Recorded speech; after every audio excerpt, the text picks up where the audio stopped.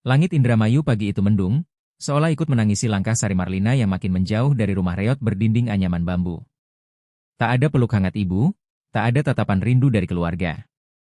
Yang ada hanya suara gerobak tahu bulat lewat dan tatapan kosong ibu tirinya yang sibuk menghitung uang pemberangkatan Sari ke Arab. Kalau kamu gagal, jangan harap bisa pulang, ujar perempuan tua itu dengan wajah datar, seolah Sari bukan anak, tapi sapi jualan. Sari menunduk dalam-dalam, menahan air mata yang menggenang sejak malam tadi. Ia hanya ingin memeluk adik semata wayangnya, Sinta. Tapi gadis kecil itu telah dijual oleh ibunya sendiri 2 bulan lalu kepada seorang pria berkacamata hitam yang mengaku penolong keluarga. Tak ada kabar sejak itu. Setiap malam Sari menangis diam-diam, berdoa agar Sinta masih hidup. Hatinya remuk, tapi mulutnya bungkam. Ia tahu, jika ingin menyelamatkan adiknya, ia harus kuat. Harus pergi. Terminal bus penuh sesak. Orang-orang pamit dengan pelukan dan doa. Tapi Sari hanya berdiri sendiri, membawa satu tas robek dan harapan yang mulai keropos. Seorang makelar TKI menjemputnya dengan tergesa-gesa. Ayo cepat. Kalau kamu gak ikut sekarang, tiketnya hangus, bentaknya. Sari mengangguk pelan. Tidak ada waktu untuk ragu. Tidak ada ruang untuk takut. Ia naik ke dalam bus dengan langkah gemetar, menatap kampung halamannya untuk terakhir kali lewat jendela yang berembun oleh napasnya sendiri. Di dalam bus, Sari membuka dompet lusuh berisi foto kecil Sinta tersenyum mengenakan seragam SD. Ia usap perlahan. Tunggu aku, Dek. Kakak akan jemput kamu, bisiknya lirih. Bus mulai melaju, meninggalkan debu-debu jalanan dan kenangan masa kecil yang pahit. Dalam hati, Sari menyimpan dendam pada dunia yang tega membuat anak seperti Sinta harus dijual demi nasi dan utang. Tapi ia tak sempat membenci lama. Ia hanya bisa menatap jauh ke depan, berharap waktu tak terlalu kejam padanya. Setibanya di penampungan Jakarta, Sari tidur di lantai beralas tikar tipis bersama 20 wanita lain yang semuanya membawa luka masing-masing. Malam itu, seorang wanita tua dari NTT menangis sambil menyebut nama anaknya. Yang lain merintih karena ditipu calo. Sari diam, matanya terbuka lebar di kegelapan. Ia bukan satu-satunya yang remuk, tapi rasa sakitnya terasa paling dalam. Dalam bisu itu, ia bersumpah, apapun yang terjadi, ia akan pulang membawa adiknya. Meski harus menukar kehormatannya sendiri. Hari keberangkatan tiba. Sari mengenakan jilbab pinjaman dan gamis biru kebesaran. Ia seperti boneka lusuh yang dipoles paksa agar tampak layak dikirim ke negeri orang. Saat pesawat lepas landas, Sari meremas sandaran kursi. Di sampingnya, perempuan asal Madura muntah karena takut terbang. Tapi Sari tidak takut ketinggian. Ia hanya takut jika waktunya habis, dan adiknya sudah tak bisa diselamatkan. Di ketinggian 30.000 kaki, sambil menatap awan yang menggumpal di balik jendela, Sari menangis diam-diam. Tangis yang tak bersuara, tapi menggetarkan seluruh jiwanya. Ia tinggalkan tanah kelahiran bukan untuk kaya, bukan untuk bergaya, tapi untuk menebus anak kecil yang dunia rampas darinya. Dalam isak yang tak terdengar itu, Sari menanamkan satu tekad. Bila harus jatuh serendah-rendahnya demi Sinta, maka ia rela. Asal satu hal tetap hidup, adiknya. Dan dari sinilah, perjalanan dosa dan pengorbanan dimulai. Riyadh menyambut Sari dengan suhu 3 kali lebih panas dari Indramayu dan 3 kali lebih sunyi. Langitnya bersih, tapi hatinya penuh debu. Ia menjejakkan kaki di rumah besar bertingkat 3, dinding berwarna gading dengan pilar-pilar menjulang seperti istana. Tapi bukan kemegahannya yang membekas dalam ingatan Sari, melainkan bau lantai marmer yang menusuk hidungnya. Bau dingin, kaku, dan asing. Bau kesepian. Pintu besar dibuka oleh seorang pria berjubah putih, tinggi dan wibawa. Itu Sheikh Khalid Al-Muazzam. Matanya tajam, bibirnya tertutup rapat, tapi cara dia menatap Sari membuat jantung gadis itu berdebar tak karuan. Di belakangnya, seorang wanita tinggi berkerudung hitam berdiri kaku. Madam Fatima, istri Sasang majikan. Tak ada senyum. Hanya anggukan ringan seolah berkata, kau hanya debu di lantai rumahku. Hari-hari berikutnya, Sari bekerja seperti mesin. Mulai sebelum fajar, selesai setelah tengah malam. Ia membersihkan 8 kamar, 3 kamar mandi, 2 ruang tamu, dan dapur besar berkilauan. Tangannya luka, punggungnya nyeri, tapi mulutnya tetap bungkam. Ia tak pernah dipanggil dengan namanya. Hanya, ya anti, atau hina, oleh pembantu senior dari Filipina. Tapi Sari tidak peduli. Ia hanya menyimpan satu nama dalam kepalanya, Sinta. Malam hari adalah saat paling menakutkan. Rumah itu terlalu hening. Langkah kaki di lantai atas terdengar jelas, seperti gema dosa. Kadang, saat menyapu koridor lantai 2, Sari merasa diperhatikan. Tapi setiap ia menoleh, hanya lukisan-lukisan Raja Arab dan chandelier raksasa yang bergoyang pelan. Ia tidak tahu, dari balik tirai berat kamar kerja Sheikh, sepasang mata memperhatikannya seperti elang mengamati mangsa yang belum sadar dirinya sedang diburu. Suatu malam, saat membersihkan ruang makan setelah pesta keluarga, Sari tak sengaja menjatuhkan gelas kristal mahal. Pecah berhamburan. Ia gemetar, lututnya lemas. Madam Fatima melihatnya dengan mata membara dan berteriak dalam bahasa Arab cepat dan kasar. Sari nyaris ditampar, tapi tiba-tiba tangan itu ditahan oleh suara berat dari belakang. "Cukup, Fatima. Itu hanya kecelakaan," kata Sheikh Khalid dengan nada tenang, namun penuh kuasa. Untuk pertama kalinya, mata Sari dan sang Sheikh bertemu tanpa penghalang. Sejak malam itu, segalanya berubah. Sheikh mulai muncul lebih sering saat Sari bekerja. Memberikan senyum kecil, lalu pura-pura mengobrol soal hal remeh. Ia bertanya dari mana Sari berasal, berapa umur adiknya, apa makanan kesukaannya. Sari ragu menjawab, tapi ia tahu, majikannya tertarik. Dan itu berbahaya. Tapi juga, mungkin bisa jadi jalan keluar. Namun di balik perhatian itu, Sari mulai merasa perutnya melilit bukan karena lapar.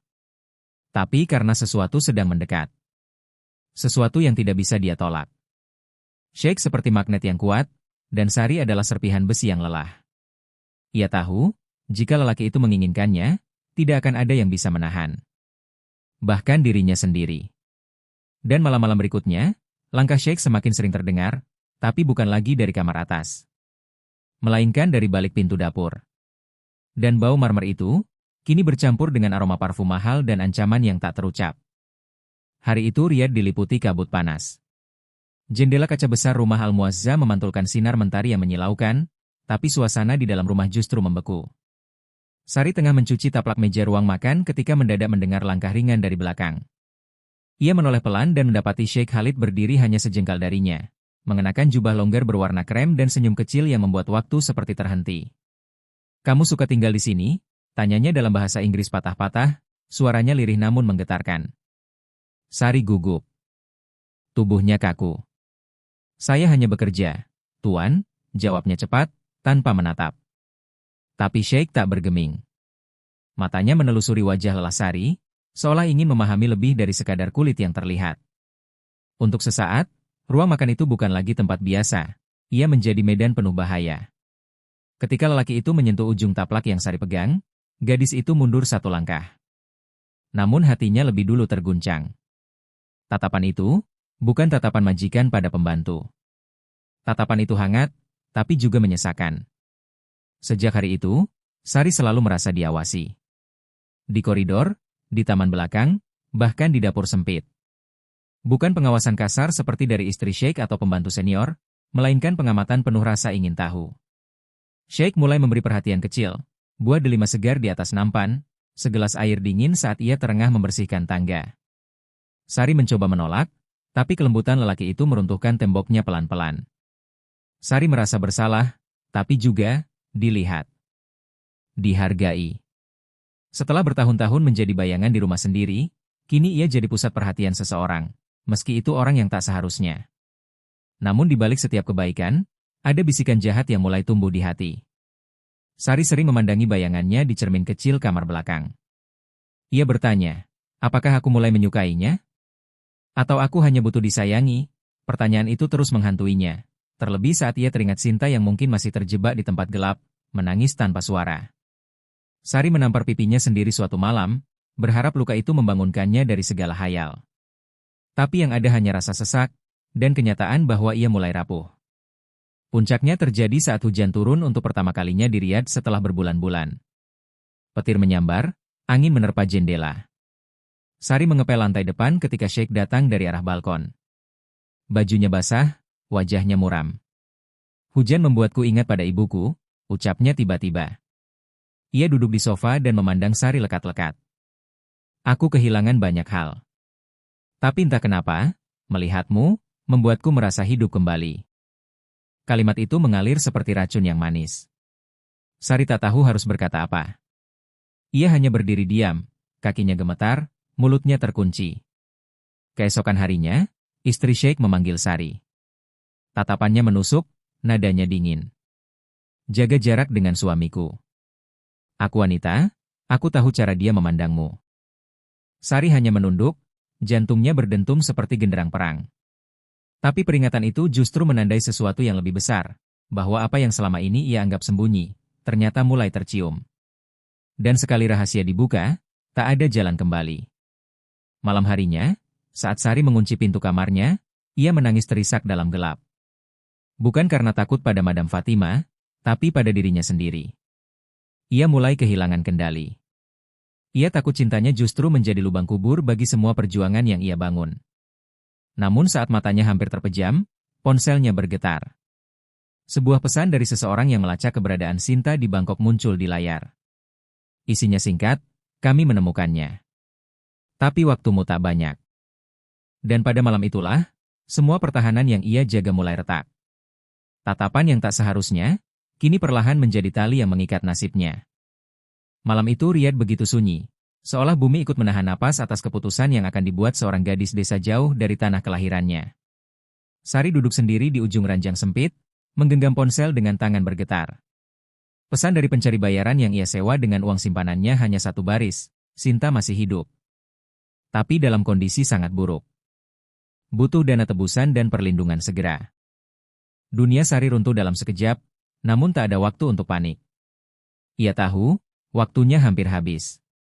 Dan ia tak punya cukup uang, kecuali satu jalan yang sudah lama menghantui pikirannya. Esoknya, saat menyajikan kopi untuk Sheikh Khalid di ruang kerja yang remang-remang, Sari memberanikan diri membuka suara. Nadanya pelan, seperti bisikan dosa. Tuan, saya butuh bantuan. Untuk adik saya, dia disekap, di luar negeri. Sheikh memandangnya dalam-dalam, tak menjawab seketika. Lalu ia bangkit, melangkah mendekat. Berapa jumlahnya? Tanyanya. Sari menyebut nominal itu dengan suara nyaris tak terdengar. Jumlah yang cukup besar untuk membeli mobil mewah. Sheikh menatapnya lama, sebelum akhirnya berkata lirih, aku akan bantu, tapi kamu tahu apa artinya, bukan? Kalimat itu menampar jiwa Sari lebih keras dari tamparan manapun. Ia tak bodoh. Ia tahu, tak ada kemurahan hati sebesar itu tanpa harga. Sheikh tidak memaksanya. Tidak meraba. Tidak mengancam. Tapi justru karena itu, semuanya terasa lebih menusuk. Ia diberi pilihan, dan pilihan itu adalah pagar tinggi tanpa pintu keluar. Ia punya kehormatan, tapi juga punya janji. Janji untuk menjemput Sinta, bagaimanapun caranya. Maka malam itu, di dalam kamar gelap yang hanya diterangi lampu kecil, Sari mengangguk. Anggukan kecil yang mengunci nasibnya seumur hidup. 2 hari kemudian, transfer dilakukan. Uang berpindah tangan. Sari menerima bukti pembayaran dan alamat yang diberikan oleh pencari bayaran. Tapi ia tidak merasakan kelegaan. Justru dadanya makin sesak. Ia merasa seperti mayat yang hidup. Di luar, ia tetap bekerja seperti biasa, tapi di dalam, ia hancur perlahan. Sheikh memberinya kamar khusus di lantai 3, tersembunyi, jauh dari pantauan Madam Fatima.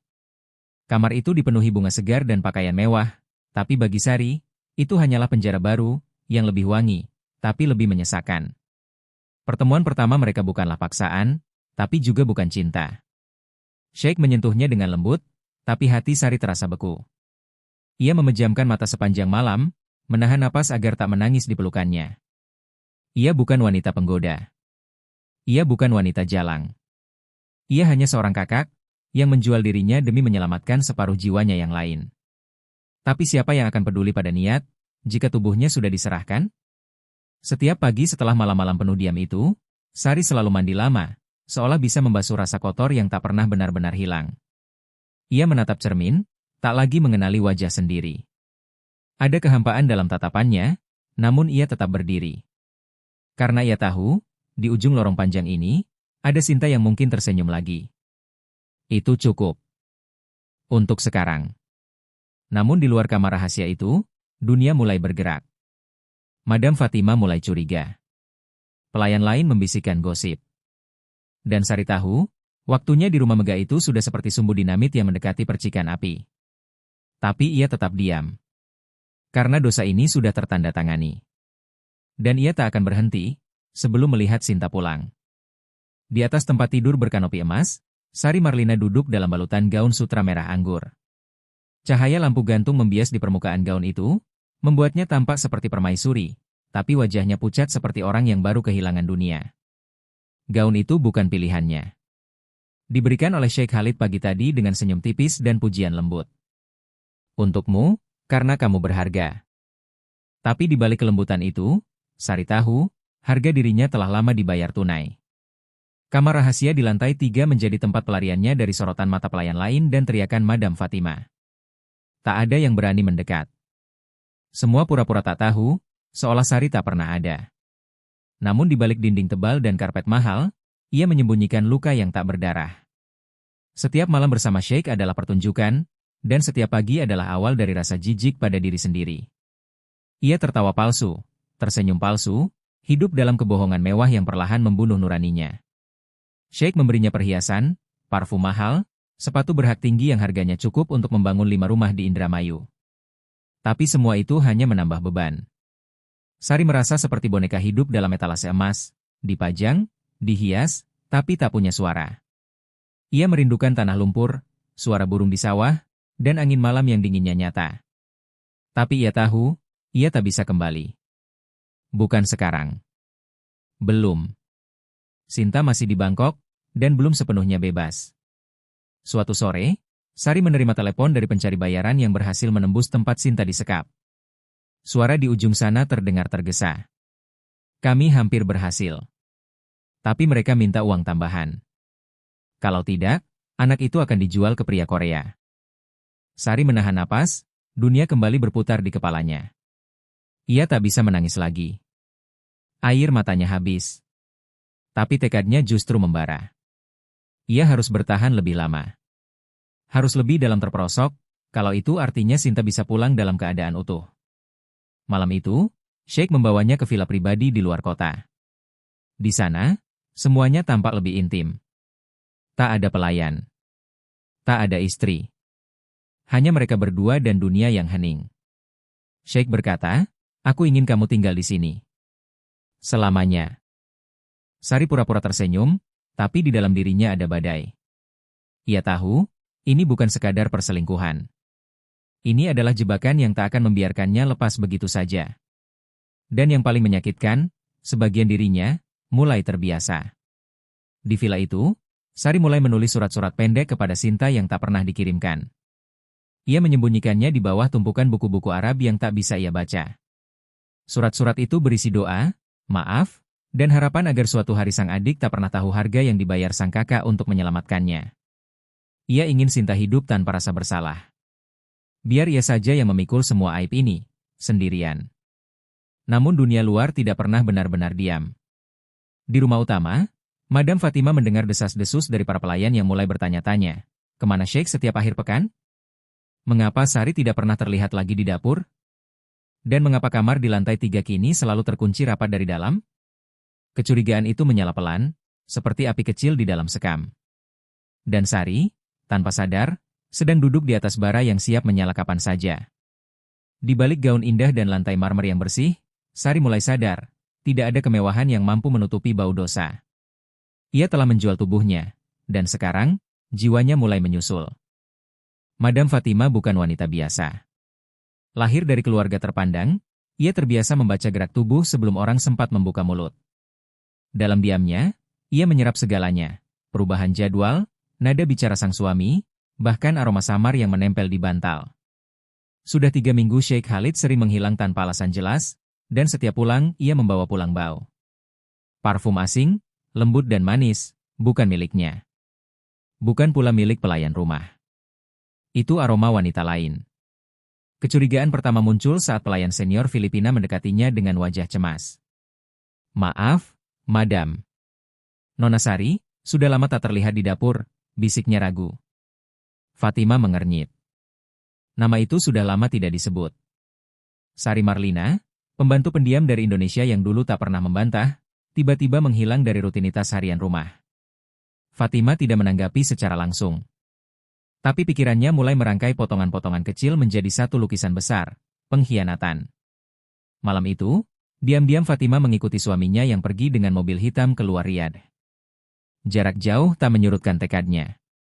Ia mengendap bersama sopir ke sebuah villa mewah di pinggir padang. Dari jendela kecil yang terbuka, ia melihat siluet dua orang sedang makan malam di beranda. Salah satunya adalah suaminya. Dan wanita di hadapannya mengenakan gaun merah anggur. Fatima mengenal gaun itu. Ia pernah membelinya di Paris, bukan untuk Sari, tentu saja. Pulang ke rumah, Fatima seperti wanita yang baru saja ditikam namun tidak mati. Ia tak menangis. Ia menyusun rencana. Ia tidak akan menyerang secara frontal. Ia akan menguliti Sari perlahan, seperti ular mencabik mangsanya. Besoknya, ia memerintahkan seluruh pembantu dikumpulkan. Tak ada yang tahu maksudnya, hingga suara Fatima menggema di aula rumah. Siapa yang tahu kemana perginya pembantu asal Indonesia itu? Tak ada jawaban. Hanya kesunyian yang lebih keras dari teriakan. Kemarahan Fatima memuncak. Ia mencurigai semua orang. Tapi terutama, Sheikh Khalid. Ketika ia menanyakannya langsung, pria itu hanya menjawab singkat, "Jangan ikut campur. Aku sedang membantu orang yang membutuhkan." Jawaban itu bukanlah pembelaan, melainkan pengakuan yang dibungkus ego. Fatima tak menerima penghinaan semacam itu. Ia bukan wanita bodoh. Ia tahu ini bukan tentang membantu, tapi tentang hasrat yang dibungkus kasihan. Beberapa hari kemudian, Fatima mendobrak kamar lantai 3 yang selama ini terkunci. Ia masuk tanpa izin, tanpa rasa takut. Di sana, ia menemukan segalanya. Foto Sari dan adiknya tertempel di cermin. Surat-surat bertulisan tangan dalam bahasa Indonesia. Gaun-gaun mahal tergantung rapi di lemari yang bukan milik siapa-siapa. Tapi yang paling menyakitkan, bingkai foto dirinya, istri sah, dibuang ke pojok ruangan seperti barang tak berharga. Ia menjerit. Bukan karena marah, tapi karena hancur. Sari baru tahu penggerbekan itu saat pulang dari villa malam harinya. Di halaman, ia mendapati Fatima berdiri dengan mata merah dan suara tajam. "Pelacur! Kamu pikir aku tidak tahu permainanmu?" Semua pembantu keluar, menonton. Sheikh muncul dari balik pintu, tapi tak sempat berkata. Sari hanya berdiri kaku, tubuhnya gemetar, wajahnya tertunduk. Ia ingin lari, tapi dunia terlalu sempit. Ia ingin membela diri, tapi bibirnya terkunci oleh rasa malu yang tak bisa dijelaskan. Dan malam itu, untuk pertama kalinya sejak tiba di Riyadh, Sari merasa tubuhnya bukan hanya kotor, tapi juga tercabik. Bukan oleh Fatima. Bukan oleh ejekan para pembantu. Tapi oleh kenyataan bahwa rahasia yang ia simpan demi cinta dan pengorbanan kini menjadi aib yang dipertontonkan dunia. 3 hari setelah pengusiran diam-diam itu, Sari tinggal di salah satu apartemen milik Sheikh di pinggiran kota. Ia tak lagi menyandang status pembantu. Tapi juga tak bisa disebut kekasih. Ia hanyalah perempuan yang digantung di antara rasa bersalah dan ketergantungan. Di luar, angin gurun menghempas jendela. Di dalam, Sari duduk termenung menatap layar ponsel yang mendadak menyala. Sebuah pesan baru masuk, dari agen pencari bayaran yang selama ini memburu jejak Sinta. "Kami menemukan gadismu. Hidup. Tapi hampir dijual ke pria Korea. Butuh uang tebusan terakhir. Besar. Segera." Sari nyaris menjatuhkan ponsel. Kepalanya berputar, pikirannya gelap. Ia ingin berteriak, tapi tak ada suara. Uang yang tersisa tidak cukup. Perhiasan yang diberikan Sheikh sebagian sudah ia jual diam-diam. Tapi biaya pembebasan itu terlalu besar. Lebih dari sekadar angka. Ini adalah harga atas kehidupan seorang adik yang selama ini menjadi napas harapannya. Sari tahu, jika ia tidak bertindak, Sinta akan menghilang. Dan semua pengorbanannya menjadi sia-sia. Malamnya, Sheikh datang membawa anggur merah dan senyum yang lelah. "Kamu tak perlu kembali ke rumah itu. Aku akan urus segalanya," ujarnya sambil duduk di samping Sari. Perempuan itu menatapnya lama. Dengan suara gemetar, ia bicara, "Aku butuh bantuan terakhir. Setelah itu, aku akan lakukan apapun. Sheikh mengerutkan dahi, lalu mendekat. Apa maksudmu, apapun? Sari menarik napas panjang. Bantu aku tebus Sinta, dan aku akan jadi milikmu. Selamanya. Kata-kata itu bukan rayuan. Itu sumpah yang lahir dari luka dan keputusasaan. Sheikh terdiam, menatap wanita yang wajahnya mulai menua sebelum waktunya. Kenapa kamu rela begini? Tanyanya, bukan karena tak mengerti, tapi karena terkejut melihat seorang wanita memilih membunuh dirinya demi orang lain. Sari menjawab pelan, karena dia satu-satunya alasan aku masih hidup. Tanpa dia, aku cuma jasad yang berjalan. Dan malam itu, untuk kedua kalinya, Sheikh setuju tanpa syarat. Tapi kali ini, dengan tatapan kalah. Ia tahu, Sari telah menjual jiwanya. Keesokan harinya, uang dikirim. Agen mengabari bahwa mereka berhasil membawa Sinta keluar dari sarang di Bangkok. Namun gadis itu mengalami trauma berat. Tak bicara. Tak menatap siapapun. Hanya menangis diam-diam setiap malam. Sari mendengar semua itu lewat sambungan video call yang kacau, sambil menggenggam tirai jendela. Ia ingin terbang, memeluk adiknya, menyeka air matanya. Tapi ia tahu, dirinya kini bukan lagi kakak yang utuh. Ia sudah tercabik, compang-camping oleh dosa yang tak bisa dibersihkan. Hari-hari berlalu di apartemen yang sunyi. Sari mulai belajar tersenyum, walau setiap senyum terasa palsu. Ia menulis surat untuk Sinta, satu persatu. Ia tahu suatu hari mereka akan bertemu. Tapi apa yang harus ia katakan? Bahwa kakaknya telah menjadi milik pria asing demi menyelamatkannya? Bahwa tubuhnya bukan lagi miliknya? Ia tak tahu. Yang ia tahu hanya satu, Sinta bebas. Dan itu cukup, untuk sekarang. Sheikh mulai membicarakan rencana tinggal bersama di luar kota. Ia bahkan menawarkan untuk membelikan Sari usaha kecil agar tetap sibuk. Tapi Sari hanya tersenyum lelah. Baginya, masa depan adalah ruang gelap tanpa jendela. Ia hidup, tapi tak sepenuhnya. Ia menang, tapi terluka. Dan yang paling menyakitkan, tidak ada satupun orang di dunia yang tahu betapa mahal harga yang telah ia bayar untuk sebuah nyawa bernama Sinta. Sementara itu, di Bangkok, Sinta mulai menulis surat balasan. Dan satu dari sekian kalimatnya membuat Sari menggigil saat membacanya. Kak, aku tahu semuanya. Mereka bilang kakak menukar hidupmu demi aku.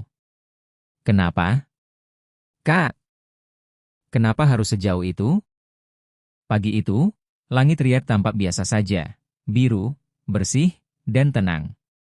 Tapi di dalam rumah Al-Muazzam, ketenangan itu hanyalah kedok sebelum badai.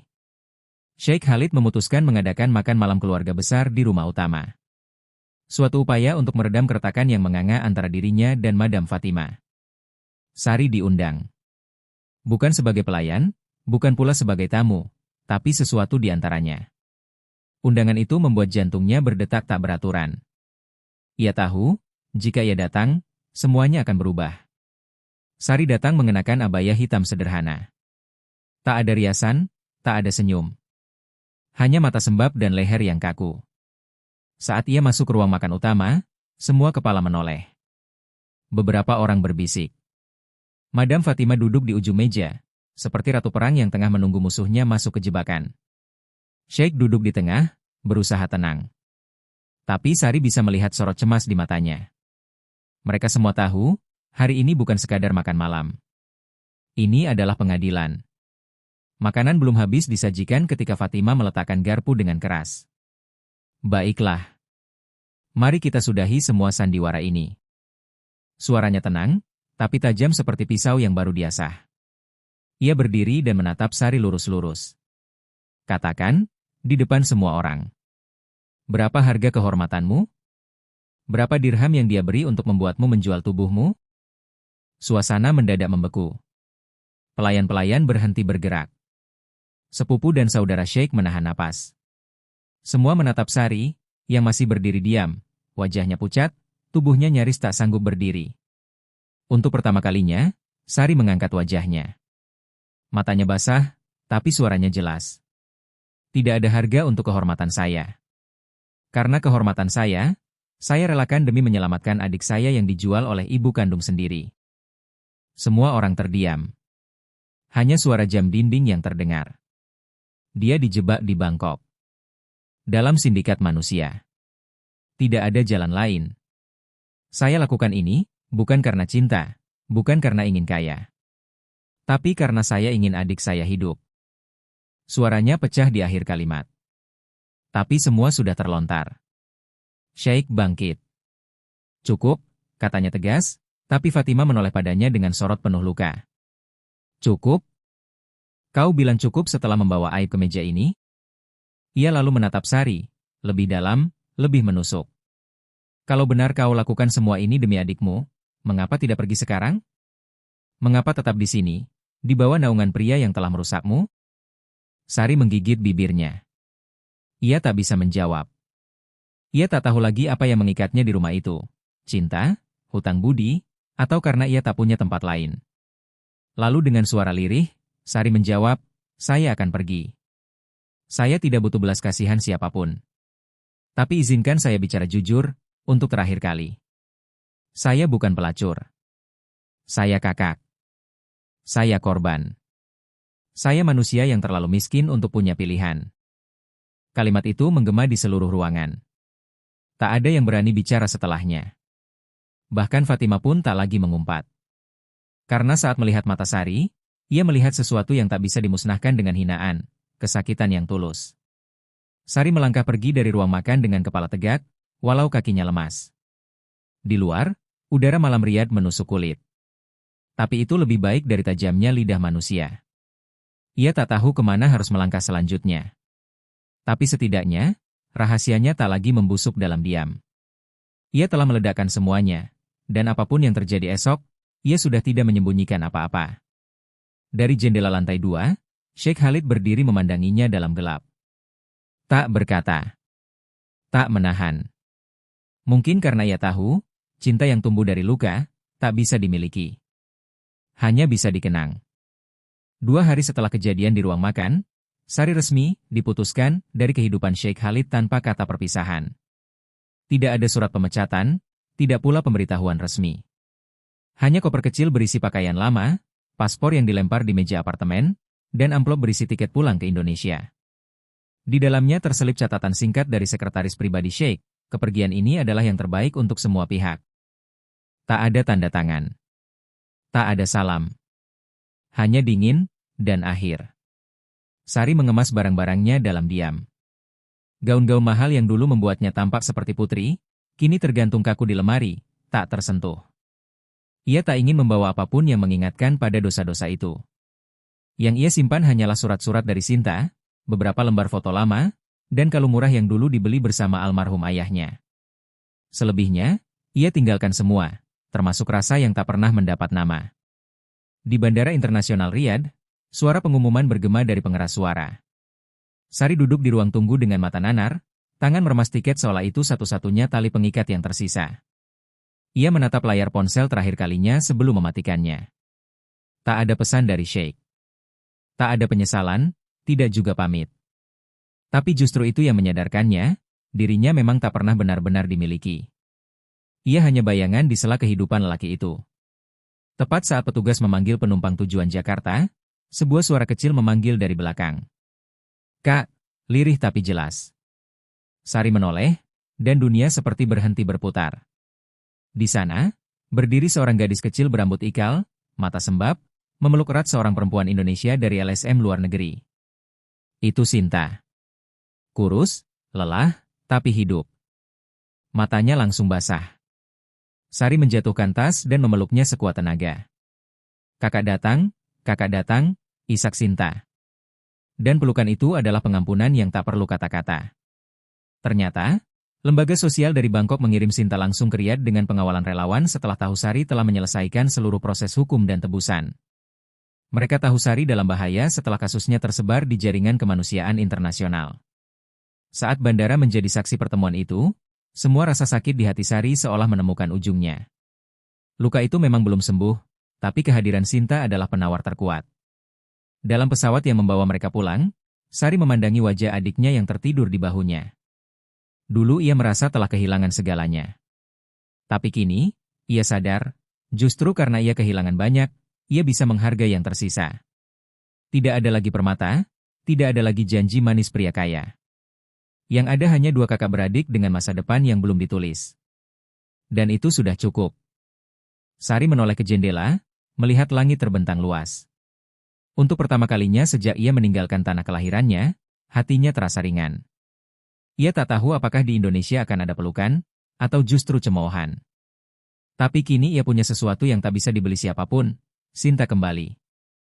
Utuh. Hidup. Dan itu, keajaiban yang layak diperjuangkan sampai ke titik darah terakhir. Pesawat mendarat dengan guncangan ringan di Bandara Soekarno-Hatta. Sari menggenggam tangan Sinta erat, seperti takut gadis itu akan menghilang lagi. Tangis tak terdengar, tapi mata mereka berkaca. Udara Jakarta yang lembab menyambut keduanya dengan aroma tanah, debu, dan kenangan yang tak pernah benar-benar hilang. Saat menuruni tangga pesawat, Sari menatap langit kelabu itu. Ini bukan langit paling indah, tapi inilah langit yang pernah ia tinggalkan dengan dada remuk dan impian patah. Mereka tinggal sementara di rumah singgah milik lembaga kemanusiaan yang membantu proses pemulangan. Kamar sempit berdua itu justru terasa lebih hangat daripada kamar berlapis sutra yang dulu pernah ia huni. Sinta masih sulit berbicara, tapi pelukan malam hari dan genggaman pagi hari sudah cukup untuk membuat Sari yakin, ia melakukan hal yang benar. Tidak ada istana, tidak ada emas, hanya adik kandung yang hidup dan kembali menatapnya dengan mata yang perlahan menemukan harapan. Sari mulai bekerja serabutan. Membantu di dapur umum, membersihkan ruang kantor kecil, sesekali mencuci pakaian tetangga. Tidak ada yang tahu kisahnya. Tidak ada yang peduli pernahkah ia dicintai oleh pria Arab kaya, atau tinggal di rumah bertiang marmer. Di mata mereka, ia hanyalah janda muda tanpa suami, tanpa keluarga lengkap. Tapi di balik semua itu, Sari membawa beban yang tak terlihat, beban cerita yang terlalu kejam untuk diceritakan, namun terlalu suci untuk disesali. Suatu siang, saat ia duduk di depan musala kecil sambil memandangi Sinta bermain dengan anak-anak lain, seseorang dari media sosial menghubunginya. Kak Sari, benar kakak yang pernah jadi korban perdagangan manusia dan menyelamatkan adik dari Bangkok? Sari tertegun. Ternyata cerita mereka bocor dari jejaring aktivis yang membantunya dulu. Ia diminta hadir dalam sebuah forum perempuan penyintas di Jakarta. Awalnya ia menolak. Tapi setelah melihat mata Sinta yang mulai berani tersenyum, ia tahu, kisahnya tak boleh terkubur diam-diam. Di forum itu, Sari berdiri dengan suara pelan namun bulat. Ia tidak menangis, tidak mengutuk. Ia hanya bercerita tentang pilihan yang tak pernah ia inginkan. Tentang malam-malam yang membekas dalam tubuhnya. Dan tentang satu keputusan besar, menjadi selingkuhan bukan karena nafsu, tapi karena ingin menyelamatkan hidup seseorang yang dicintai. Ruangan hening. Beberapa menangis. Tapi di akhir cerita, mereka berdiri dan bertepuk tangan. Sejak saat itu, hidup Sari perlahan berubah. Ia mulai membantu LSM sebagai mentor untuk para korban. Ia tidak pernah menyebut nama Sheikh Khalid, tidak juga menyalahkan Fatima. Karena ia tahu, yang ia lawan selama ini bukan hanya manusia, tapi sistem yang membuat perempuan miskin selalu harus memilih di antara dua luka. Dan ia, meski dengan harga yang mahal, telah melampaui semua itu. Ia bukan korban. Ia bukan pelacur. Ia adalah penyintas. Di suatu senja, di bawah langit kampung halamannya yang basah oleh gerimis, Sari duduk di teras rumah kontrakan kecil. Sinta bersandar di pahanya, memandangi awan. Kita udah pulang ya, Kak? Tanyanya pelan. Sari tersenyum dan mengangguk. Kita memang terluka, Sin. Tapi kita pulang. Dan kita bertahan. Langit tak lagi kelabu. Matahari tak sempurna. Tapi untuk pertama kalinya sejak lama, Sari merasa utuh, meski tak sepenuhnya bersih. Karena bagi seorang perempuan seperti Sari Marlina, pulang bukan sekadar kembali ke tanah air. Tapi kembali dengan kepala tegak, meski jiwa penuh bekas luka.